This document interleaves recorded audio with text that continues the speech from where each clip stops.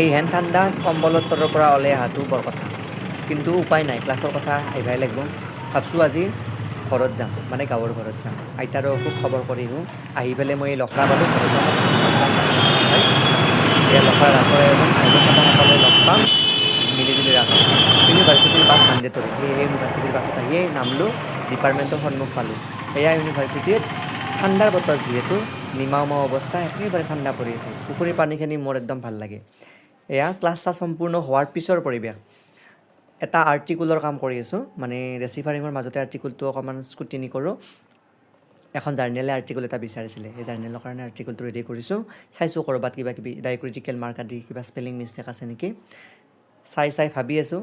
আৰু ভিডিঅ' এটাও কৰিছোঁ, এইটো কিন্তু জানা শুনা ভিডিঅ' দেই, ভিডিঅ'টো জানা শুনাভাৱে কৰিছোঁ। আৰু এইফালে ষ্টাফৰ মানুহ আছে কোনোবি, এইফালে মাজে মাজে PhD কামো কৰা যায়, আৰু আৰ্টিকেল কাম আৰু নিজৰ ষ্টাডিখিনিও মিলাই থকা যায় এনেকৈ। আশা কৰোঁ সকলোৱে ভালেই আছে, যদি ভাল দেখিছে, ভাল লাগিছে, লাইক কমেণ্ট শ্বেয়াৰ কৰিব, আৰু কিবা ফিডবেক দিব। যিহেতু মই সংস্কৃত বিভাগৰ শিক্ষক হয়, কিবা কানি কৰিব চেষ্টা কৰোঁ, মানে পাৰ্ট টাইমাৰ হয়, ৰেগুলাৰ নহয়। এয়া এডমিনিষ্ট্ৰেটিভত পঠাইছিলে, এডমিনিষ্ট্ৰেটিভৰ কিবা কাম কৰিছোঁ, কামখিনি কৰি আকৌ ওলালোঁ। আহি আজি কছাৰীঘাটলৈ যাম, মানে কছাৰীঘাটৰ পৰা মানে আজি পল্টন বজাৰ ষ্টেচনৰ পৰা মই ৰেলগাড়ীত যাম বুলি ভাবিছোঁ ঘৰলৈকে, নলবাৰীত নামিম। এয়া লাইব্ৰেৰীলৈকে আহিলোঁ, লাইব্ৰেৰীৰ পৰা খোজকাঢ়িছোঁ কছাৰীঘাটলৈ। এয়া কছাৰীফালে যোৱা ইউনিভাৰ্চিটিত ফ্ৰী বাছত উঠিলোঁ। তাৰপিছত মোৰ চিন্তা হ'ল যে নহয়, পল্টন বজাৰত নহয়, কামাখ্যা ষ্টেচনতে উঠিম। কামাখ্যা ষ্টেচনলৈকে যাই আছোঁ। এয়া ইউনিভাৰ্চিটিৰ পৰিৱেশ, যিটো ইউথ ফেষ্টিভেল, বহুত বাহিৰৰ ছাত্ৰ ছাত্ৰী আহিছে, তেওঁলোকক স্বাগতম। এয়া আহি পেলাই মই কামাখ্যা ষ্টেচন, মানে মালিগাঁও ষ্টেচন পালোঁ।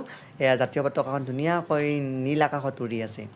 আহি পালোঁ, আহি এয়া আকৌ মই ভিডিঅ' অন কৰিছোঁ, কিন্তু তাৰ আগমুহূৰ্ততে কথাখিনি কৈ দিলোঁ, মোৰ গাখীৰতে মহৰ খুটি কৰিব গৈ বেছি পইচাহে খৰচ হ'ল। আৰু পইচাটোৰ কথাটো হ'বই বাৰু, খৰচ হোৱাৰ পিছত বুলি চিন্তা কৰি লাভ নাই।